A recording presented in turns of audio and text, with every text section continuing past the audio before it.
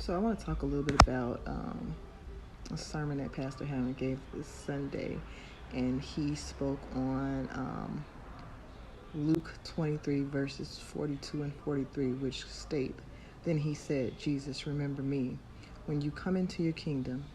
Jesus answered him, 'Truly I tell you today, you will be with me in paradise.'" And he mentioned a paradise point of. So what did Pastor Hannah mean when he said maintaining a paradise point of view as it pertains to the world and the universe? Well, the first universal law is what? The law of mentalism. All is mental. What does that mean? It means that you create your reality. Okay? As above, so below, which is another universal law that we're not going to discuss right now.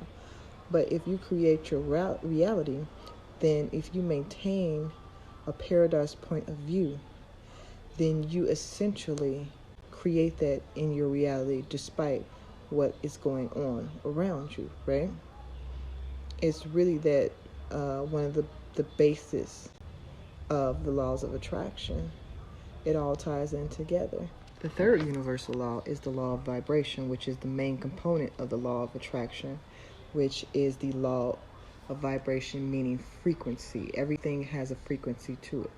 And so if you align yourself with the frequency of the things that you want, that's how you draw them to you. It's that whole Disney concept. If you see it, you can believe it, then you can have it, you can dream it, if you can be it.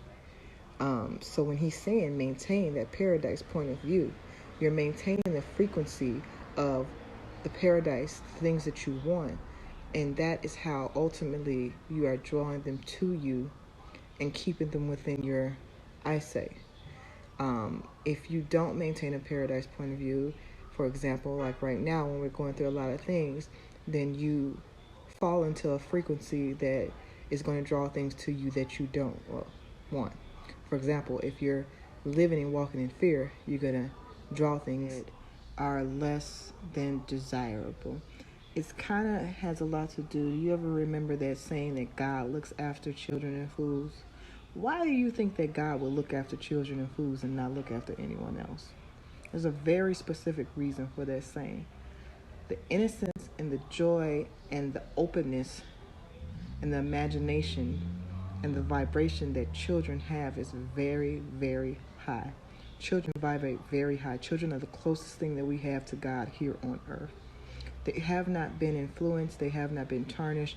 They have not been programmed by society. So they come here with a pure and fresh perspective. You understand? Fools. Let's talk about tarot. When we talk about the Fool card, what does this signify? It tells you that it's time to take a fresh perspective on life, to look to the sun. See that? He's looking up to the sun. He's almost about to step off the edge, but he has all this joy in his face. It's the naiveness of youth, the freshness, the willingness to take risks and to get out there and to make moves on what your heart desires are. So it's similar to that frequency of the child. So that's why God looks after children and he looks after fools, because those are two energies that are pure, that are willing to believe, that are willing to take the risk. They haven't been tarnished. They haven't been controlled by fear. They haven't been shut down by anger and sadness. And so that is what that law, those laws mean, and what Pastor Hannah was saying as part of his sermon when he was speaking on maintaining a paradise point of view. You'll find that a lot of scripture is heavily coded, well, all of the scripture is coded, and that you can tie the messages in scriptures into a lot of the teachings in spirituality or in, quantum physics and metaphysics. They all kind of, crisscross within each other. You just have to know how to look at them and how to break them apart.